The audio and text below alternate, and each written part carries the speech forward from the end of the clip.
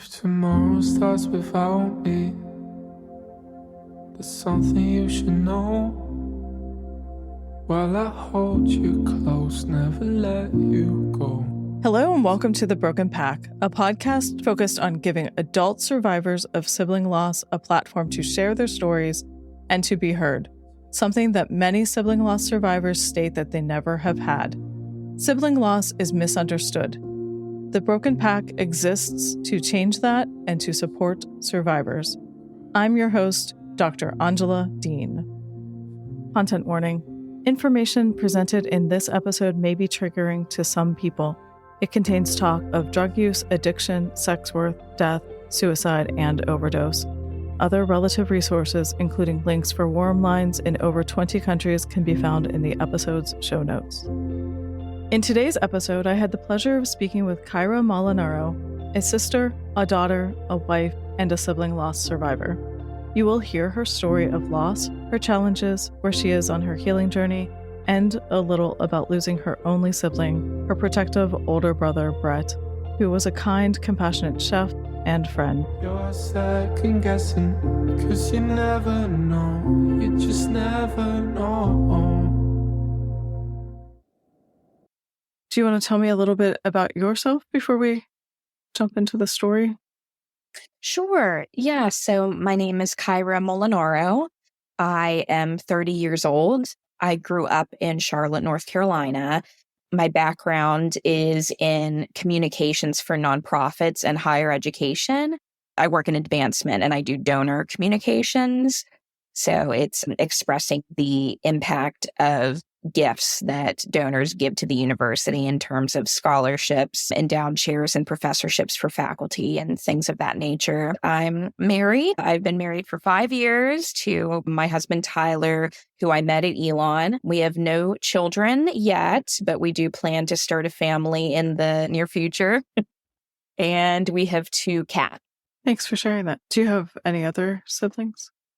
No, I don't. Brett is my only sibling. Yeah. So before we talk about the painful story, what would you like us to know about Brett? Yeah.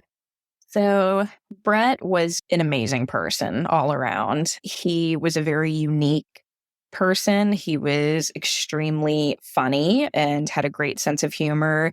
He particularly was always very good at doing impressions from movie and TV. That was like his specialty. Mm-hmm. He would just kind of rattle off these lines that a lot of the time you had no clue what he was talking about or what movie or what show it was from, but it was so extremely funny that you couldn't help but laugh.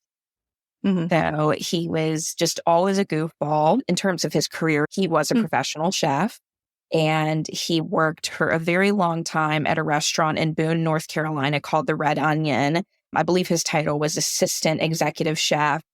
And he really helped the restaurant to become a local gem in terms of farm to table culinary styles. He created a lot of different really good dishes. He lived in Boone until about 2018 when he moved to Charlotte to be closer to my dad. And there were also some personal circumstances that we'll talk about in a little bit. He worked in a lot of different capacities in Charlotte. In the food service industry, he worked for a retirement community called Southminster for a while. And then at the time of his death, he was working in the kitchen at 300 East, which is a restaurant in the Dilworth neighborhood of Charlotte that is pretty famous. A lot of people, at least locally, a lot of people like to go there. And he was such a talented chef. He was very passionate about local produce, farm to table, sustainability. He was a big gardener. He loved to grow tomatoes and peppers and basil and all kinds of different things. And he loved to incorporate that into the dishes that he would make. And he loved sports. He played soccer and tennis when he was in high school, and he continued to play soccer. He was 39 at the time of his passing. As he got older, a knee injury prevented him from playing soccer, but he got really into disc golf, and he loved disc golf. I think he used to play at least once a day, sometimes twice. I think it was very much a therapy for him. And overall, he was just an incredibly caring and compassionate person. He had really great relationships with his family and his friends.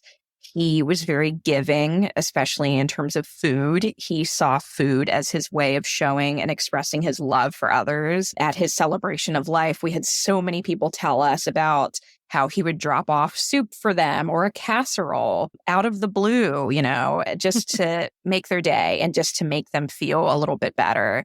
So he was very caring, and he wanted to lift up people who were down on their luck. That was definitely a theme in his life, because I think he knew what it was like to hurt and to be down on your luck himself.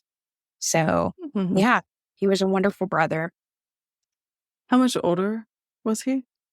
Yeah, that's an important part. He was 9 years older than me. He was 39, as I said, at the time of his death, and I'm 30. So we had an interesting dynamic growing up, because a lot of people would think, oh, wow, he was 9 years older than you. You guys probably weren't that close. But it was actually the exact opposite. We were very close, because he was very much the protective older brother, and I worshipped the ground he walked on. I was always following him around. I always wanted to hang out with his friends. He was definitely embarrassed by me, but he still had a soft spot for me, obviously. And as we got older, we just kind of maintained that closeness as we developed on through our lives. I was in middle school, he was in college, and I still thought he was the coolest person ever. And then when I got into high school and college and he was beginning his professional career, he would give me a lot of advice. There were definitely times where if I had a broken heart, or if I wasn't sure about a college application or something, I would talk to him about it, and he would usually have pretty good advice for me. So it sounds like you had a close relationship. Is there anything else you want to say about your relationship with him? I think our relationship at times could be a little hard, simply because we were very much opposite in terms of our personalities. As a psychologist, I'm sure that you know a lot about how sometimes in sibling relationships, one person kind of fills a certain role to adapt to the role that the other sibling has taken on. And from the time Brett was little, he was very much a little bit of the troublemaker. He could be the rebel. He did not like authority. And because of that, as a child, as I was growing up, I felt like I had to be the good kid who didn't give my parents any trouble. And not only that, it's almost like I wanted to kind of ground him in a way. Like I wanted to be closer to him by kind of giving him almost like a safe haven, because he could be very emotional. I think he struggled with some ADHD issues. Not to say that I didn't. I think a lot of people struggle with those kinds of things, especially when they're young. But as we got older, I definitely became more of the type A personality, very organized, always had to have a plan. Whereas Brett was the opposite. He did not like to have a plan. He kind of liked to fly by the seat of his pants. He was very spontaneous. And some of the problems that he had in his life were, I felt, a result of him having not planned well enough and having not always thought out the consequences of his actions. And I would tell him that sometimes. I was very honest, and I wasn't afraid to tell him what I thought. And I think he could resent that sometimes, because I'm sure no older brother likes to be essentially scolded by their little sister. And looking back, especially now that he is gone, there's a lot of guilt that I feel sometimes about having criticized him about the way he was living his life and certain decisions that he made. My husband always tells me that, of course, I shouldn't feel guilty because I was validated in what I felt and what I was expressing to my brother. But there are times where I do feel like I could have just been a little bit easier on him, I suppose. However, regardless of that, even when we did fight and even when we did butt heads, there was never any love lost. And that's something that I've really held on to these past few months, because I know 100% that I loved him very much and that he loved me, and we respected each other, and we did have a good sibling relationship. And that's something that I treasure, because I know that that's not the case with a lot of siblings. So I feel very lucky to have had him and to have had such a good relationship with him. It sounds like you were speaking out of love in your concern for him. And I'm Yes. guessing he knew that. Yes, very much so, especially because, just to shed some light on some of the issues that he dealt with in the last couple of years, Brett did deal quite a bit with substance abuse issues. And in 2018, he got a DUI. And in getting that DUI, it led to a lot of complications in his personal life, as you can imagine. He and his long-term girlfriend ended up breaking up.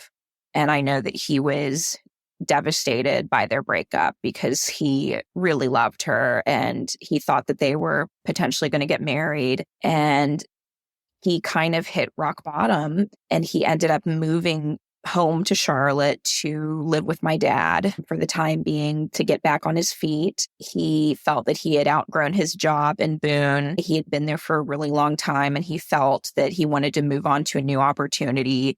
It was an opportunity for him to kind of start over and to start fresh. But he really struggled to get back on his feet.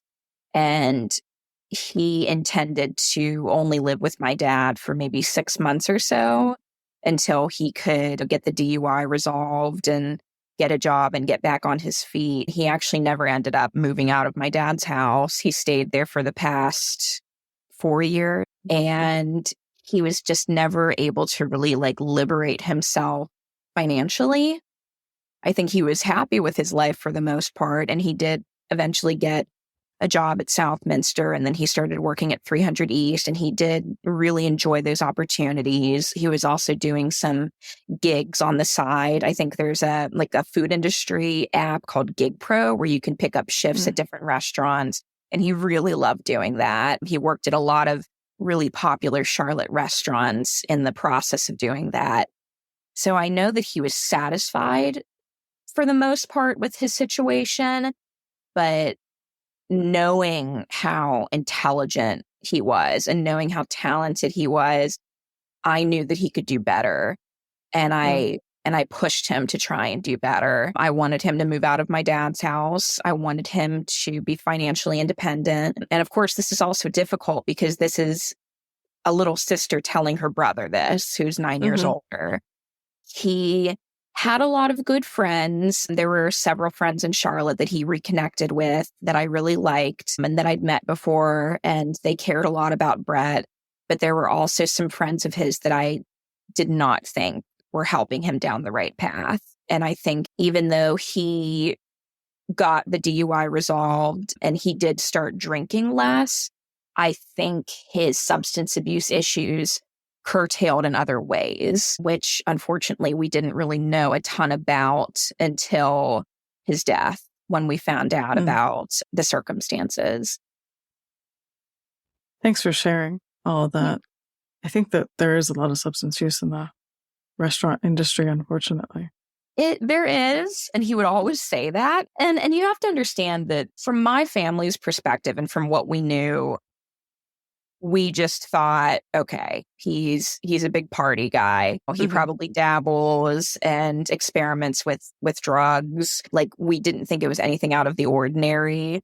And I mean, he did have a point that when you're getting off work at 11 p.m., midnight, and you're still wired from having worked a 6, 7, 8-hour shift, of course, you're going to want to do something to help yourself relax. And it's really your only opportunity sometimes to see friends, because if you're sleeping during the day or if you're doing other things. So yeah, he would frequently say that it's just the industry that we're part of. Everyone in the food industry is using drugs, is drinking. And he also had this tagline that he said where he would say, "Nothing good happens after 11 o'clock." And I was like, Yeah, I bet you're right. I don't want to know what you're doing after 11 o'clock, but I know you're right. Do you want to move into, I know, I'm sure you don't love talking about this, but do you want to move into telling the story of Yeah, losing him? of course. Yeah. So I lost Brett on June 30th, 2022. I actually had a cold at the time and I'd taken the day off of work and I was taking a nap. And it was around 4:30 in the afternoon when I woke up and I saw that I had several missed calls from my mom. And she had texted me and she said, "It's an emergency, call me." And I called her back, and I actually initially thought that it was maybe something was wrong with my stepfather because he'd actually been in the hospital a few months prior. So I thought maybe it was something with him. But she told me that there were police that had come to her house, and it's because they had not been able to get in touch with my dad yet that day, but they told her that Brett had passed away.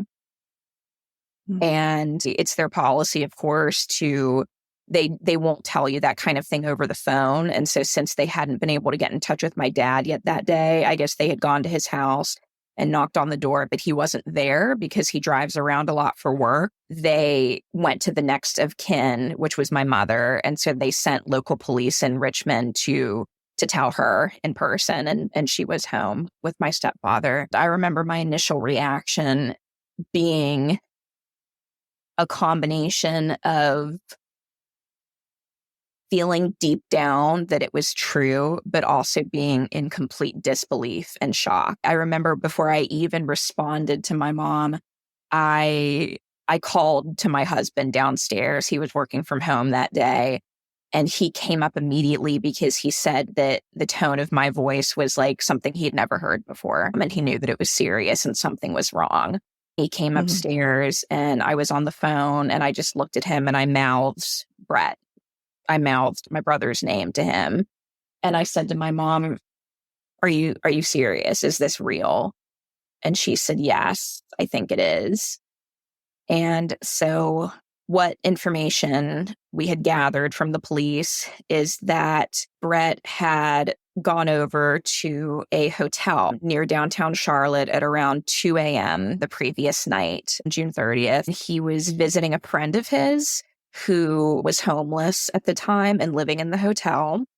And this information actually wasn't a shock to me because this is something we had had a fight about a few months prior. Because he told me that he had met a friend who was going through a lot and her parents had kicked her out of their house and she was trying to get out of an abusive relationship. And Brett helped her financially by helping her to book hotel rooms until she could get on her feet. So I'm actually not totally sure if this is this is the same friend or if it might have been another friend that also was in a similar situation. But either way, he went over to this girl's room at 2 a.m. And what we later found out is that the police believed that she was a sex worker, even though she told the police that her relationship with Brett was platonic and that they were just friends. I don't know if that's true or not, but that's what she said. He had gone over to her room to hang out and they were going to watch a movie. And he showed up and she says that he had a cigarette pack that just had a tiny white pill in it. She even described it as a white clump is what it looked like. And she said that he told her that it was fentanyl. And she claims that she said to him, you shouldn't do that. Because apparently she herself has overdosed from fentanyl several times before. So she told him this, and I guess his response was essentially, I'll be okay. And he crushed the pill and snorted it and immediately got woozy, laid down on the bed, and fell asleep. In the meantime, she had Narcan with her. She actually had 2 different things of Narcan, but she had to go meet a client, and she said that she wasn't too worried about Brett because his color looked better and he was snoring. So she thought that he was okay. And so she left for several hours. She came back at around 5:30-ish in the morning, and he was not responsive and he was not breathing. Mm. She tried to give him CPR and then called 911, and the paramedics worked on him for a while. But essentially what they told us is that he was dead upon the scene. He had been gone before she even came back. They called his time of death at 6:17 a.m., but they estimated that he'd passed probably around 3 or 4 a.m. I'm so sorry. Thank you. She had also told the police that Brett had been doing meth, and that's something that we didn't know anything about. I knew, as I said earlier, we knew that Brett had dabbled in drugs.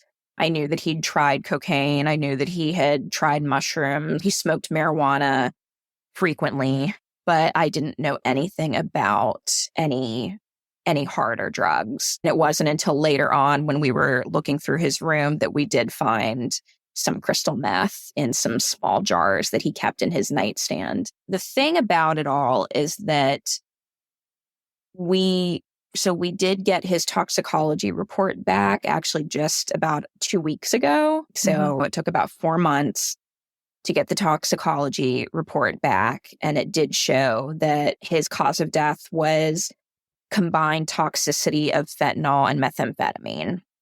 So it did confirm that those were the drugs that were in his system at the time of his death. However, the questions that I really struggle with are, did he know that he was taking fentanyl? Did he willingly take fentanyl? And how much of what the friend is saying is true?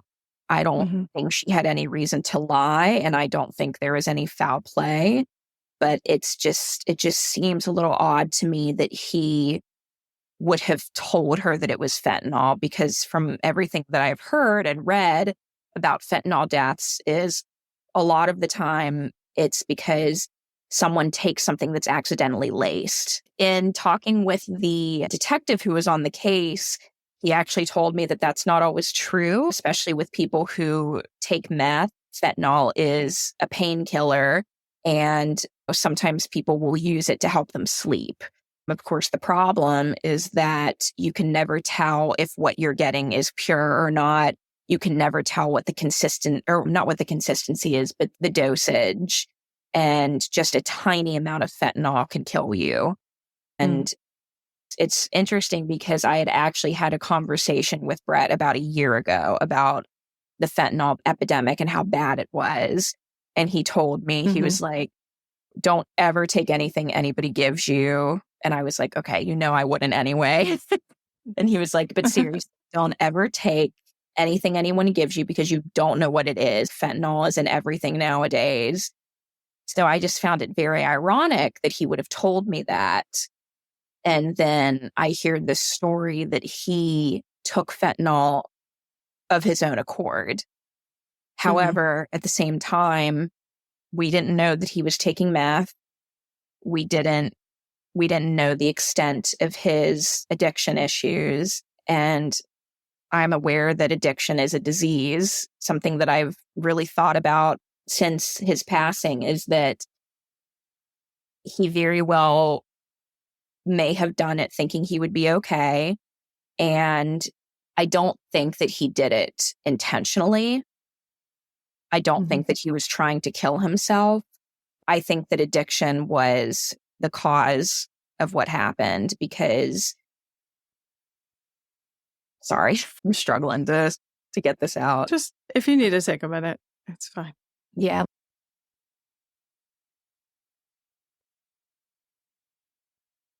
I think that he made a bad decision that was fueled by addiction.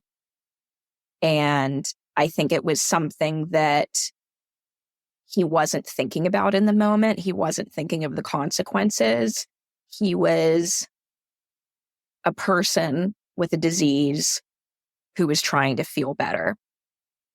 So many times I'll ask myself, and my family will ask, well, why did he do it? Why did he knew better. He was smarter than this.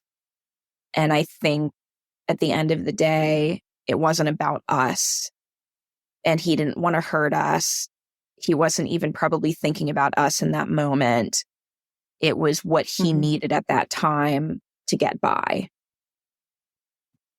So that is, and it's tragic in that sense, because something that my dad said multiple times after this is that, no one deserves to die because they made a mistake. And there are so many people who, you've seen in the news, that overdose and they continue to abuse drugs, knowing that there's a very high chance that they'll overdose. And I don't know if that was the case with Brett. I don't know if this was his first overdose or if this was one of many. But it's I think the tragedy of it is that you don't know if this is going to be the one that kills you. You don't know if this is going to be the last time. So yeah, that's the story. That's a lot. Yeah. It sounds like you're able to find the compassion for the pain that he was in. Yeah. And something I probably should have mentioned earlier is that Brett did deal with quite a bit of trauma when he was growing up. My parents divorced when I was very young. I was only in first grade, but Brett was in 10th grade at the time. I think he was 15 or 16. And I definitely felt the impacts of the divorce as a young child, but I know that as a teenager going through a very critical phase in his life, I think that he definitely felt the impact a lot more. And I think it really took a toll on him. And another thing that happened when he was also a teenager, it was actually the month before he was supposed to start college. My grandmother passed away in front of Brett, actually. He had gone to her apartment to pick her up and take her to church to give her a ride. And she went to the bathroom before they were about to leave. And he heard her fall, and he went in the bathroom to try and help her. And it turns out that she'd had an aortic aneurysm. So he was pretty much a goner. There was really nothing that you can do for an aneurysm because it's so immediate. So she she did pass away in his arms. And it was, as you can imagine, that's very traumatic for an 18-year-old. He actually didn't want to go to college for a while. He had a serious discussion with my dad, and he was like, I don't know if I can do this. And somehow he pulled it together and he went. He started college. He started his fall semester at Appalachian State University, the month after. And that's something that I've always been so proud of him for, even though it may or may not have been the best decision looking back. I'm still just so proud of him for trying and for giving it his all to try to move forward. So I know that those are two really traumatic events that I think had quite an impact on the way he lived his life moving forward, because from then on, he did struggle a lot with substance abuse. I actually talked to one of his really close friends shortly after he passed, and she said, I loved Brett. I still love Brett. He was one of my favorite people in the world, but I never knew a time where he wasn't addicted to something, whether it was alcohol, whether it was pain pills, whether it was Adderall. He was always taking something. I really think that Brett was kind of like the definition of addictive personality, because he also struggled with gambling. He was a big poker player. He struggled with compulsive spending. I think he may have also, I don't know the details of this, obviously, because I'm his sister, but I think he struggled a bit with sexual addiction. So, yeah, the manner in which he died, while tragic and shocking, it was not, at least for me, not completely unexpected. Thank you for sharing that. How are you doing right now as you just shared that very difficult story? I'm good. I hope you don't think it's so funny, because it's like you feel bad for not crying sometimes. I'm sure you might feel that same way, like, oh, I should be a mess right now. But grief is so strange and so up and down that today is just one of those days where I just kind of feel neutral and I feel numb and I'm able to talk about it. So I'm okay. I'm hanging in there. Good. I just wanted to check in on that. And you're right. Grief is so sometimes unexpected. You can walk into a grocery store Yeah. and be triggered by something, and tomorrow you could be at the funeral and not feel anything, right? Yeah. Who knows? In 5 minutes, I could be a sobbing ball on the floor. So we'll see. I just take it by minute. So did you feel supported immediately in the aftermath of this loss? Yes. So I will just say up front that I have been very lucky in the sense that I do feel that I've had a very good support system. I actually have quite a few friends who have experienced traumatic loss of either a sibling or a parent. So when the news got out, when we shared publicly that Brett had passed away, I had a lot of people reaching out to me immediately in my family as well as friends, giving their support to myself, my husband, my dad, my mom, and my stepfather. It was really helpful because in those first few days, as you can probably relate to, I mean, it was a nightmare. The pain was unbearable. I was just completely stuck between shock and acceptance and anger and profound sadness.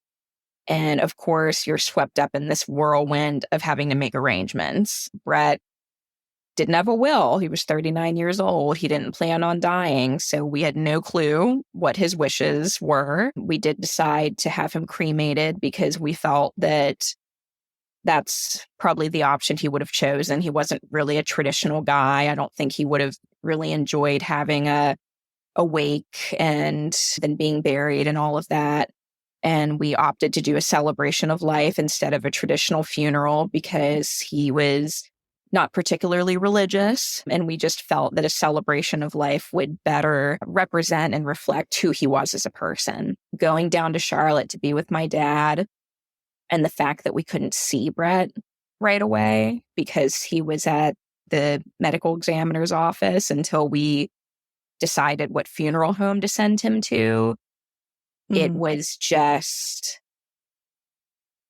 traumatic and a complete shock to the system. I remember it was actually the weekend before July 4th, and I feel like people are running around making plans and celebrating the holiday. And in the meantime, we were making plans for what to do about my brother and when we were going to be able to see his body. We actually were finally able to see him on July 5th is when we had chosen a cremation center to have him taken to, and we were able to do a final goodbye where they let you see the body before it's cremated. Sometimes I still struggle about whether or not it was a good decision to do that because I needed proof that Brett was gone. And I wanted to say, I did want to say my final goodbye to him, but it was incredibly traumatizing for me. And it's something that I, to this day, I haven't been able to get out of my head. Just seeing him pale and cold and lifeless in front of me. I'm guessing that they don't do makeup for that kind of. Right. They'd done a little bit just so that he was presentable. I think they fixed them up a little bit, but no, he hadn't been embalmed. And because he'd had an autopsy, they could only show his face. So he was essentially in the cremation casket with pretty much like a white sheet around his face. And then there was a quilt draped across his body. That was very troubling for me because now I kind of just wanted to hold his hand. Yeah. I just wanted to, I don't know, just see that there was still some part of him left.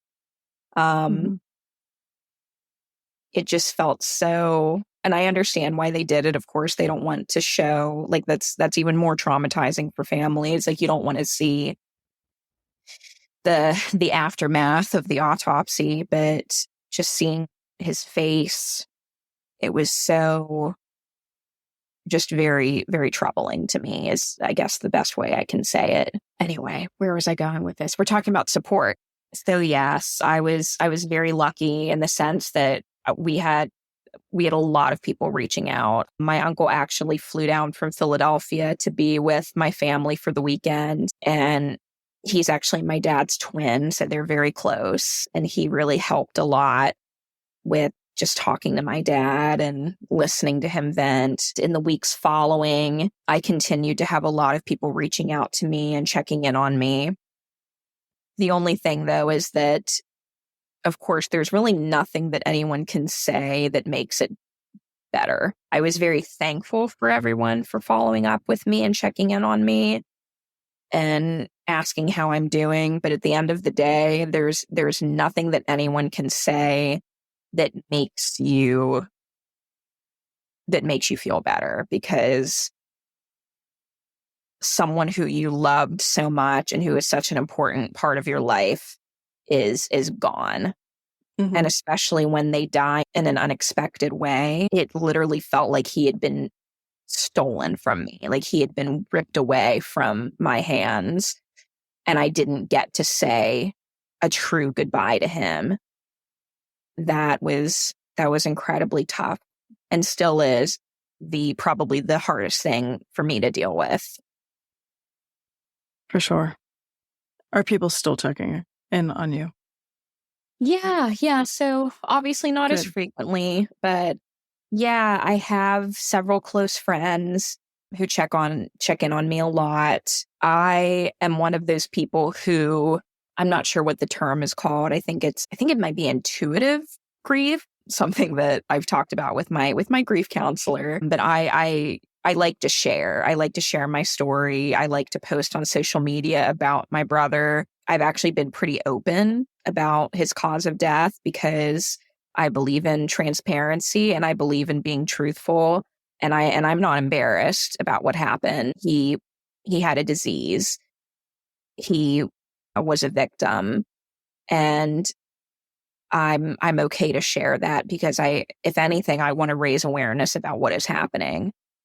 Mm-hmm. And I will have people commenting on my posts. I'll have people reach out to me thanking me for being so open, which is nice because a lot of the time I feel like I get this pit in my stomach where I feel like I'm bothering people or that I'm posting about it too much, which is never a good feeling. So it's nice to have that validation from people saying that they can relate to what you're saying, people who've experienced grief themselves and who haven't really felt like they could share. So yeah, so I do continue to have a pretty good support system. And I have sought out resources. I guess my view of the whole situation is I'm in terrible pain. This is a life-changing loss, and I will take whatever you can give me to help me heal from this. I started going to a grief counselor every other week. I actually just finished a 8-week support group for people who have experienced overdose loss. There's a nonprofit grief center here in Richmond that is offering both of those services, my individual counseling and the support group. Both of those have been really, really helpful in terms of helping me understand that my grief is normal and the feelings that I have are valid and common, especially in the circumstances of how I lost Brett. Sometimes I feel like what you seek out is what you will hopefully get in return. So luckily for me, I do feel like I've been getting quite a bit of really strong, really good support. That's fantastic. And it's also fantastic that you found a grief center with counselors that understand and validated that your loss is valid. Yes. Yeah, I'll give them a shout out. It's called Full Circle Grief Center. They're a nonprofit, and the services that they provide are really amazing. They do online and in-person work. They do focus groups. They do support group sessions. They do individual counseling. They do outreach opportunities in the community. So it's wonderful. Thank you for sharing that. Sounds like a great resource for sure. Yeah. I'm going to check that out. Yeah, you should. Aside from having that support system, what else do you think? I mean, nothing can take away this pain, right? There's no world in which we haven't lost our siblings now from this, from the time of their death forward. And what do you think could have been more helpful, or what were you looking for that you were unable to find, if anything? Yeah. The things that I want, unfortunately, are the things that I know I'm never going to get. And that's the hardest part. I want answers. I want to know what exactly happened. And I don't know that I'm ever going to get that answer. I want to know where he is now. I have I don't want to say struggled with my faith, because it's really interesting, because I was born Catholic, and I did go to church quite often as a child. As I was growing up, I was never particularly religious. I didn't strongly relate to Catholicism, but I have always believed in God, and I have always had faith, of course, with a natural sense of curiosity and with questions about what part of the stories that we're told are real and what part are not. With such a monumental loss like this, it really calls into question for me, is there afterlife? Is heaven real? Is he there? Can he hear me? Is he around us? And I have had quite a few experiences, some might call them signs, that do make me feel that he's still with me, and that I do feel that he's at peace, and that wherever he is, I do think he's happy. But of course, I can never know that for sure. And the rational academic part of my brain is always calling that into question.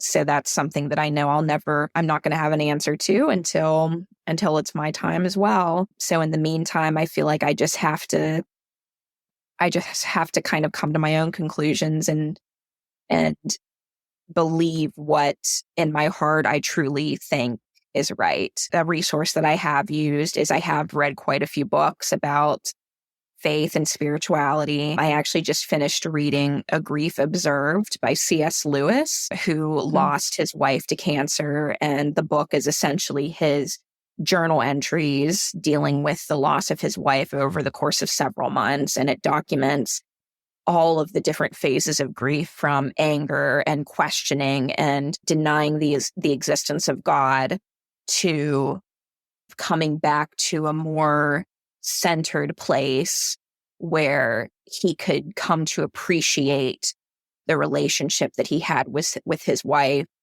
and the fact that he believes that it is not over, that your love and your relationship with that person continues to go on after death.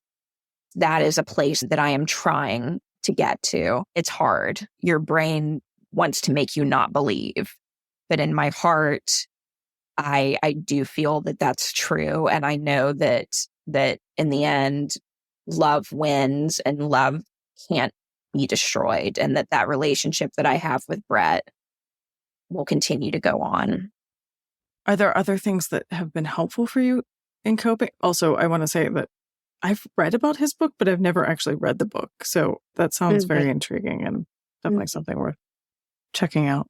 Thank you for sharing about that. I know not everyone, a lot of people hate social media, and I definitely think that it has its pitfalls, but Instagram and social media has actually helped me tremendously. There's groups like Broken Pack, and I follow quite a few other Instagram groups. The Discomfort Table is one of them. It's a a woman who recently lost her spouse and she's now a single mother.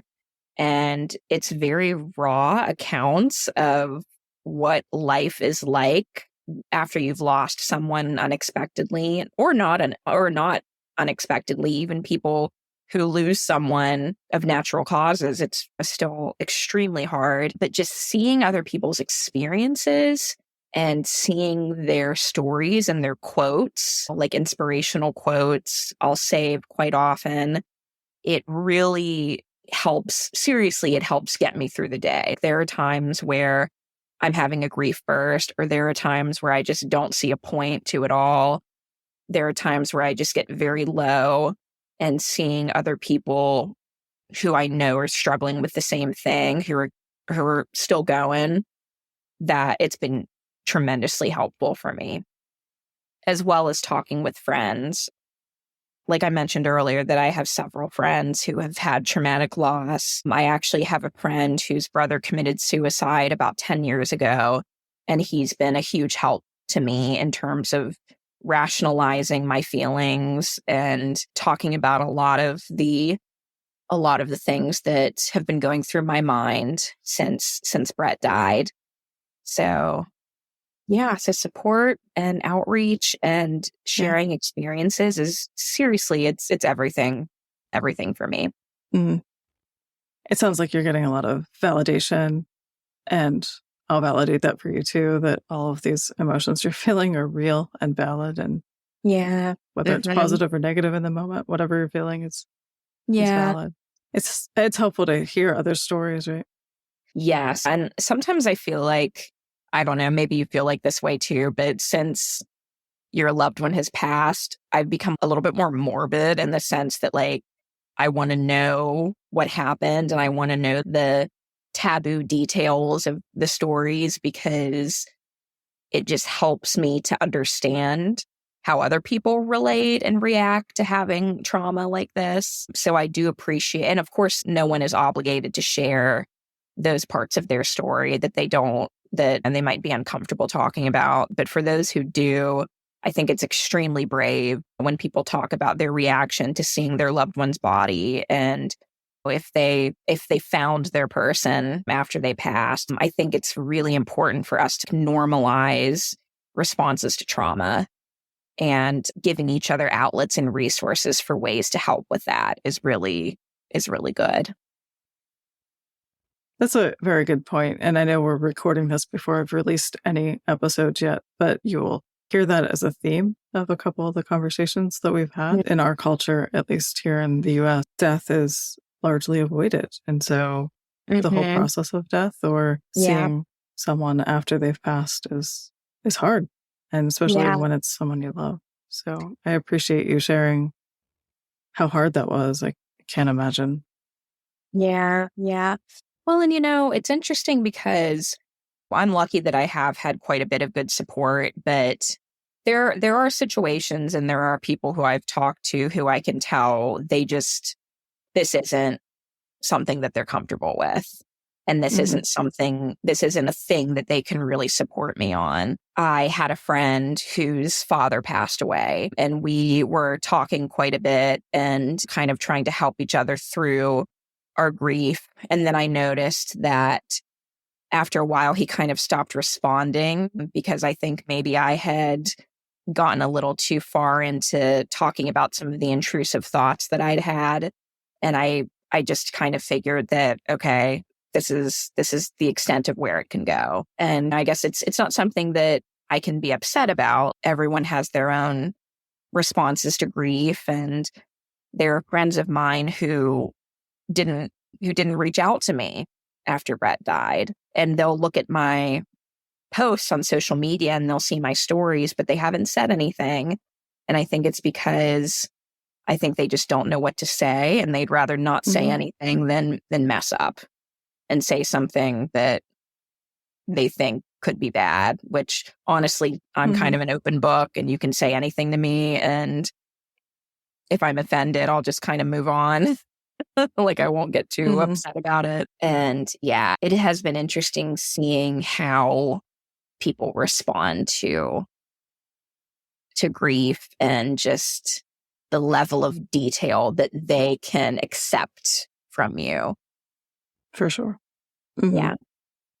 So is there anything we didn't talk about that you wanted to share today? I know something you talked about quite a bit in your posts, and something I've seen is that sibling grief can be disenfranchised. And a lot of the time people ask about your parents and not necessarily about you. And I think my situation was a little bit different because, and I could be totally wrong, but I think because my parents were divorced, I think people were more able to accept that we all kind of had our own individual experiences, and they were able to see us as individuals rather than, oh, here are the parents who are a collective unit and here's the child. And especially because people knew how close I was with Brett. I think that they very much knew that I was impacted just as much as my parents. So I didn't get quite as much of that, oh, we're going to ask about your parents and not about you. I will say something that kind of bothered me, even though it's people are always, I believe that everyone is good natured. I believe that everyone has good intentions, but I do have people asking me a lot over and over again how my parents are doing.